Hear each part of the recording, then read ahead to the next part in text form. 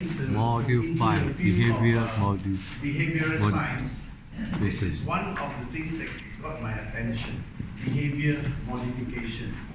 Human behavior can be modified. Just like when you buy a car, you want it to be better, you go and modify it. See? Human being, our behavior can be modified as well.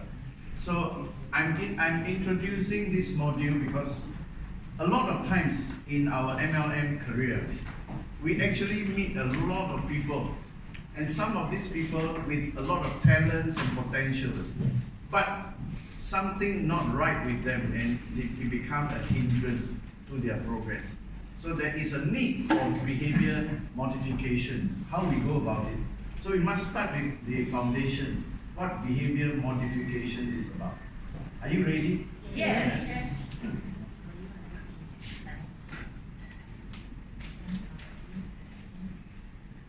Okay, when we talk about behavior modification, there is one name that you must remember, and the name is B.F. Skinner.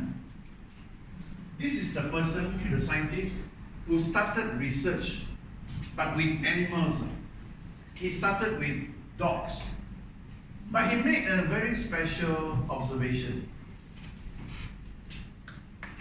What he discovered was a dog, you can actually modify the dog's behavior. And how to do that? He uses a method called conditioning. Everybody say conditioning. Conditioning. So that theory that this B.F. Skinner discovered is called the operant conditional theory, OCT. Operant conditioning theory. Operant means to make it operate. To make it operate, to make it work. How? By conditioning.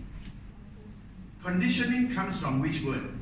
Condition. Condition. You set certain conditions.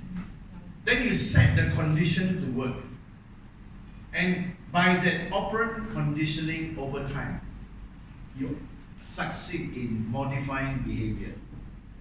Of course, you work on dogs, but later on, other scientists pick up this OCT and they did it on human beings, and they discover the same results, that if human beings are put through operant conditioning, their behavior also can be changed. So this is the B.F. Skinner's OCT. OCT stands for what? Operant conditioning theory. Operant conditioning theory. Okay, now this is a statement that you have to start with before you can make the OCT work for you. That human behavior, habits, is all learned. Like my great GM there, how he become a smoking addict?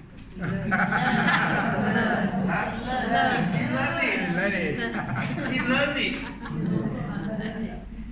But you can also unlearn it. Yes. Please look at him.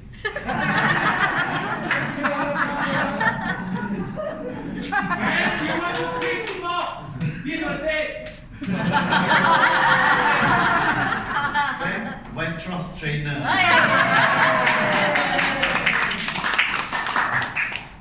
A habit and a behavior comes into us by repetitions. So it is learned. Those drug addicts, that drug addict did not become addict by accident. He did not become addict because of hereditary, it's in the genes. He became a drug addict because what? He learned it. He learned it. And he learned it from who? He learned it from the same people with the same habit.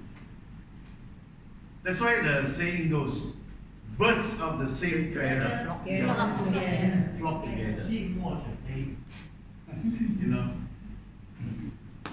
when I was much younger, I usually once a year I will go to the drug rehabilitation center.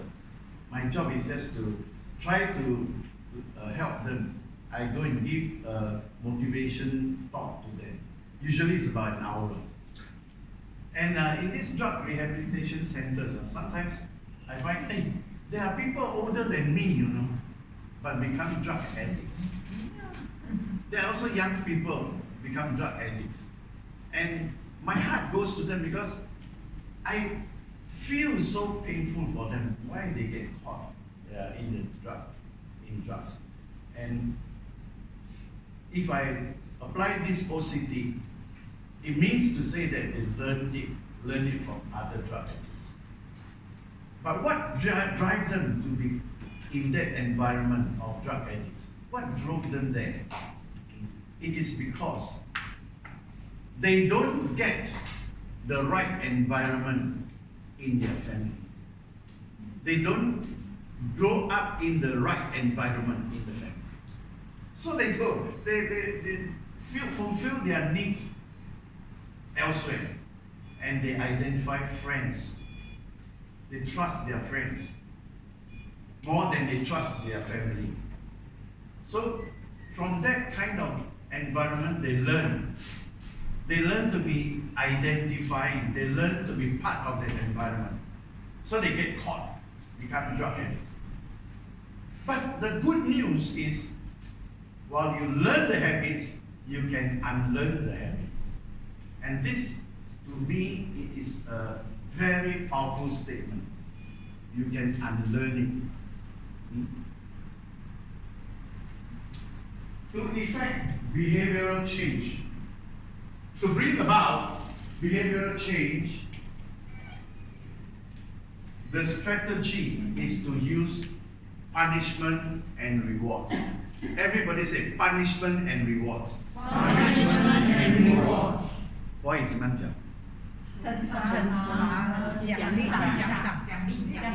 You know that, huh?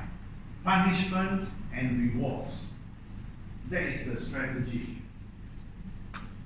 You use punishment and rewards, repeat it as a spaced repetition.